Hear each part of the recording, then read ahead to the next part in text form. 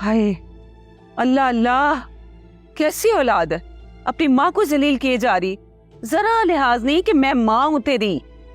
Exactly यही बात मैं आपको समझा समझा के थक गई हूँ कि वो मेरे बड़े हैं, आप मेरी माँ है, मगर आपको ये बात समझ ही नहीं आती।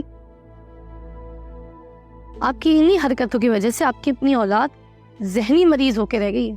तू ऐसा करके जा बीबी, अगर थोड़ी देर भी यहाँ और रही ना तो हम सबको पागल करार दे देगी। और तेरा कोई भरोसा भी नहीं है, पागल खाने की गाड़ी मंगवाकर हम सबको वहीं भेज दे। तौबा है भाई, मैं क्या पूछ रही हूँ और क्या बोले जा रही है।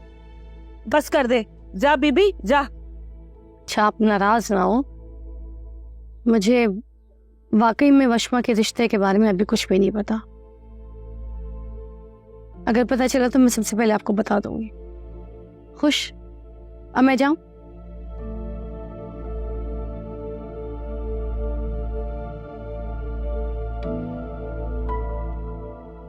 ये दोनों बहन भाई ना किसी काम के लिए,